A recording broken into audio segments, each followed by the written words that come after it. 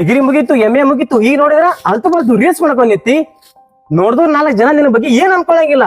ನೋಡಿ ನಿನ್ ಕೂದಲ, ನಿನ್ನ ಅವತಾರ, ನಿನ್ ಗೆಟಪ್ಪ, ನೀ ನಮ್ ದೋಸ್ತ ಅಂತ ಹೇಳ್ಕೊಳಕ್ ನನಗ ಅಸಹ್ಯ ಅನ್ಸಕತ್ತೈತಿ. ಅಲ್ಲೋ ಇದೇ 1 ವರ್ಷದಿಂದ ನೀ ಹೆಂಗಿದ್ದಿ? ನೋಡ್ದವ್ರ 4 ಮಂದಿ. ದೋಸ್ತ ನೀವೊಂದು ಮಾತಂದೆ ನನಗ, ಏನ್ ನಿನ್ನ ಅವತಾರ ಅಂತ ಹೇಳಿ. ಹೌದು, ನನ್ ಅವತಾರ, ನನ್ ಕೂದ್ಲ, ನನ್ ಗೆಟಪ್ಪ ನೋಡೋರ್ ಕಣ್ಣಿಗೆ ಅಸಹ್ಯ ಅನಿಸ್ಬೋದು. ಆದ್ರ ಇದ ಕೂದ್ಲ ಗೆಟಪ್ಪ ನೋಡಿ ಇಷ್ಟಪಡೋರ 1000 ಜನ ನಾನು ವಿಡಿಯೋಸ್ ಕಮೆಂಟ್ ಬಾಕ್ದಾಗ ಸಿಗ್ತಾರೆ. ನನಗೆ ಅವ್ರ ಬಗ್ಗೆ ನಾವು ತಲೆನೇ ಕೆಡ್ಸ್ಕೋದಿಲ್ಲ. ಯಾರು ನಮ್ಮನ್ನ ದ್ವೇಷ ಮಾಡ್ತಾರಲ್ಲ ಅವ್ರ ಬಗ್ಗೆ ಅಷ್ಟೇ ತಲೆ ಕೆಡ್ಸ್ಕೋತೀವಿ. ಅದೆಲ್ಲ ಓಕೆಪ್ಪ, ನೋಡ್ದವ್ರಿಗಿದು ಸರಿ ಅನ್ಸುದಿಲ್ಲ. ಈ ಸಮಾಜ ನಮ್ ಬಗ್ಗೆ ಏನ್ ಮಾತಾಡಂಗಿಲ್ಲ. ಈ ನೋಡು 4 ಮಂದಿಗೆ ಮತ್ತೆ ಈ ಸಮಾಜಕ್ಕ ನನ್ ಕೂದ್ಲ, ನನ್ ಜೀವನದ ಬಗ್ಗೆ ಯಾಕೆ ಚಿಂತಿ?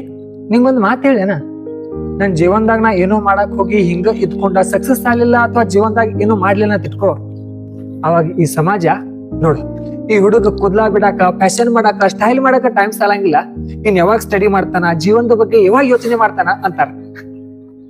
ಅದ ನಾನ್ ಜೀವನದಾಗ ನಾ ಏನೋ ಸ್ಟಡಿ ಮಾಡಿ ಅಥವಾ ಬಿಸ್ನೆಸ್ ಮಾಡಿ ಏನೋ ಹಾರ್ಡ್ ವರ್ಕ್ ಮಾಡಿ ಗೆದ್ನಿ ಅಂತ ಇಟ್ಕೋ, ಜೀವನದಾಗ ಸಕ್ಸಸ್ ಆದ ಅಂತ ಇಟ್ಕೋ, ಅವಾಗ ಇದೇ ಸಮಾಜ ನೋಡಿ ಈ ಹುಡುಗ ಕಟಿಂಗ್ ಮಾಡಿಸ್ಕೊಳಕ್ ಟೈಮ್ ಇಲ್ಲ, ಆ ರೇಂಜಿಗೆ ಹಾರ್ಡ್ ವರ್ಕ್ ಮಾಡಾನ ಅಂತಾರ.